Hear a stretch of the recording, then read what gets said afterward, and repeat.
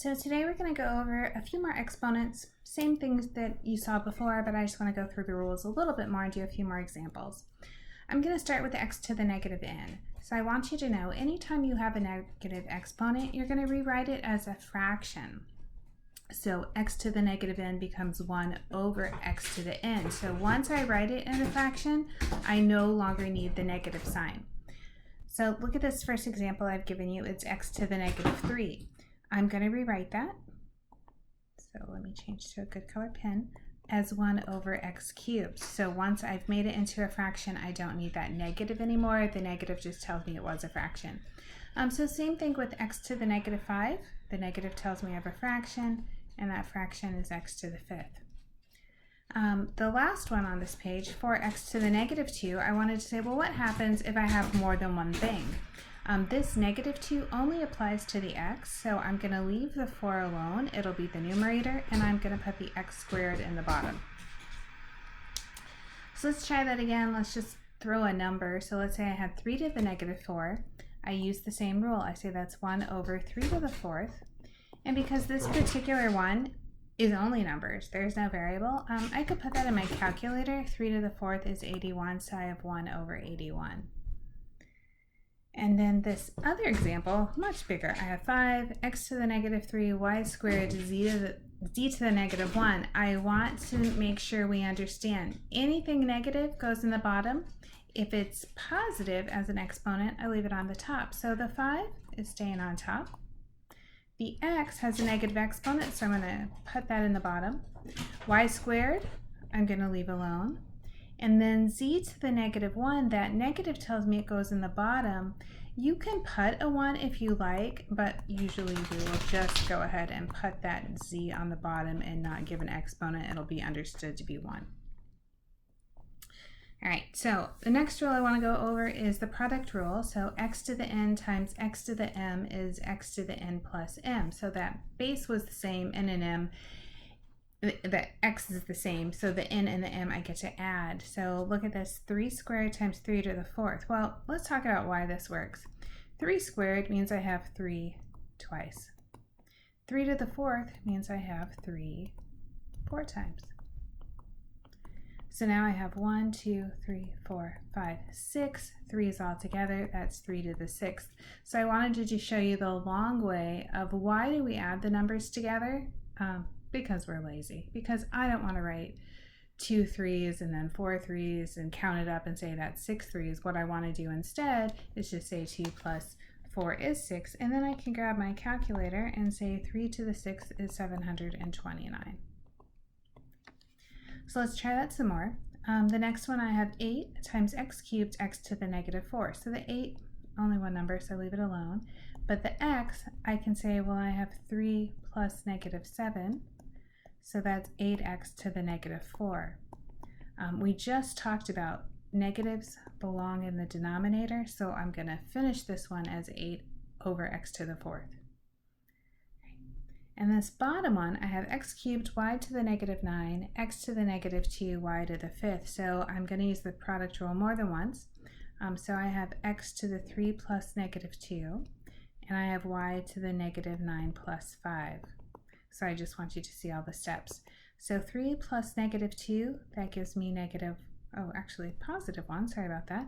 So 3 plus negative 2 is x to the positive 1, and then y, negative 9 plus 5 is negative 4. Remember, we said anything negative goes on the bottom, and anything positive stays up top. So my next rule is the quotient rule. So that says x to the n over x to the m is x to the n minus m. So when I multiply, I add. When I divide, I subtract. And again, I wanted to show you why. So if I look at this 5 to the 4th, it's 1, 2, 3, 4 5's, right? 4 5's. And then I have 5 cubed, so it's 5, 5, 5. So what I can say is I can cross them out. 5 over 5 cancels, 5 over 5 cancels, 5 over 5 cancels. So what I'm left with is just this 1 5.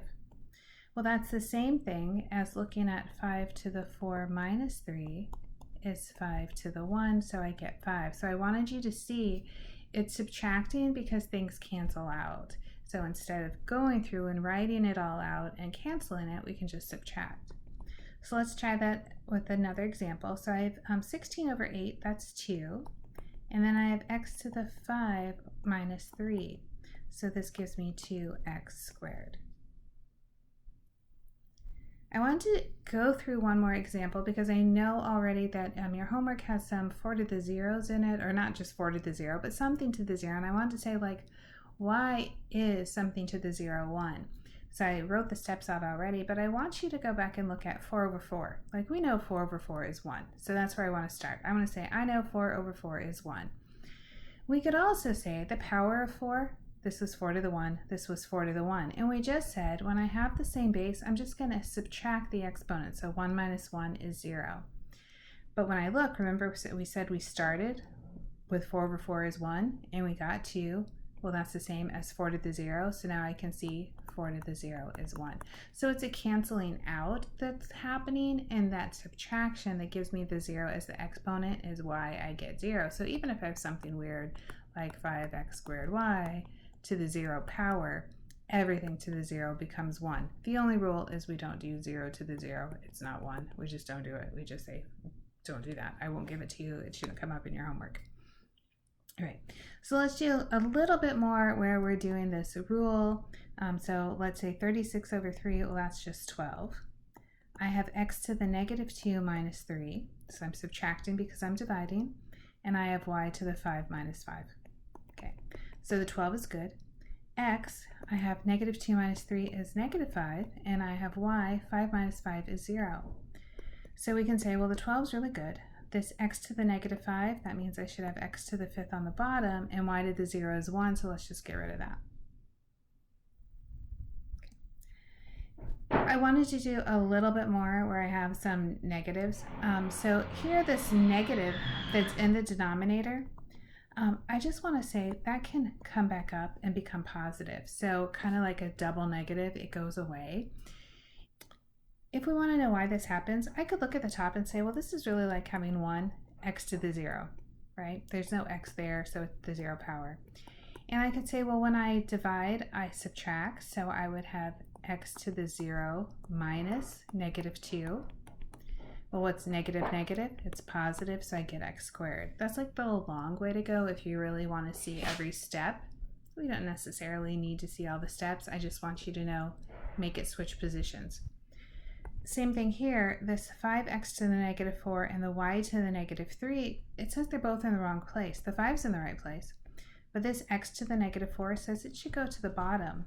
And this y to the negative 3, because it was in the bottom to start, it's going to come up to the top now. Again, I could write it the long way for you because sometimes it's nice to see the long way, especially at the beginning when you're first learning everything. So this is 5x to the negative 4, y to the 0, because I didn't have a y. And I could do the same thing on bottom, say I had x to the 0, y to the negative 3. So I have groups. Then I would have this x to the negative 4 minus 0, doesn't do anything here. But then the y to the 0 minus negative 3, that's going to become positive. So now I have 5x to the negative 4, y to the positive 3. So this is 5y cubed over x to the 4th. So the last rule to go over today is the power rule. So it says if I have x to the n and I raise it to the m, I'm going to have x to the n times n. So I multiply. So this x cubed to the 5th, what does that say? It says I had x cubed, I had x cubed, I had x cubed, right? So we could go back to that rule. I wish I had picked something smaller. 1, 2, 3, 4, 5, right? And each of these are 3. So this is 1, 2, 3. And this is 1, 2, 3. And this is 1, 2, 3. This is 1, 2, 3. This is 1, 2, 3. So this is 3, 6, 9, 12, 15, x to the 15. So we saw here's why it works, right? So now we know it works. We don't have to write it the long way. This 4 is going to go to each of these numbers. I'll have 2 to the 4th. I'll have x squared to the 4th. I'll have y to the 4th. 2 to the 4th is 16. You can use your calculator. 2 times 4 gives me x to the 8th, and then y to the 4th. thought it might be nice to do just a quick little review of signs and powers. The first two, I think they're kind of easy. A positive to an even power is positive. A positive to an odd power is positive. So I can't mess up a positive number just by raising it to a power. But the negatives we have to really pay attention to. So a negative to an even power is positive, but a negative to an odd power stays negative. So we're really having to pay attention with negative numbers to positive or negative as the exponent. So let's look at that here. I have negative 2x cubed. So this is negative 2 cubed, and then I have x cubed.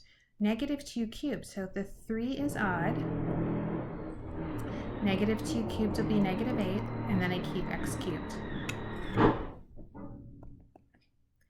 For this next one, I have negative to an even power. So this is negative to an even, it's going to come out positive. So here I get x, 7 times 6 is 42. And in the last one, notice I have a negative to an odd. So a negative to an odd is going to stay negative, so I have negative. I have 4 times 9 is 36, and I have 2 times 9 is 18. Since we're talking about positive and negatives, I wanted one more little say about powers. You really have to pay attention to parentheses. So, and think like, put it exactly in your calculator the way it says. So if you put in your calculator parentheses, negative 5 squared, it will give you positive 25 because it's finding negative 5 times negative 5, negative is positive. But if you tell your calculator negative 5 squared, it's going to be negative 5 times 5, and then that is negative 25. So it's a slight little difference, but I know it hangs people up, so I want you to really pay attention to that order of operations. Okay, so one final little problem. I have 2 times negative 3 to the 4th minus 5 times negative 2 to the 5th. So remember, order of operations, parentheses first. So I do 2, negative 3 to the 4th, and negative 2 and even is positive, that's 81, minus 5, negative 2 to the 5th. So a negative 2 and odd, that's going to stay negative, it's negative 32. So 2 times 81, that's 162. And then negative 5 times negative 32. So a negative times a negative will be positive, that's 160. I'm going to add those together, and I get 322. So I hope that helps to clear up some of the exponent things. I know it's a lot, so you just want to make sure you know when to use what rule.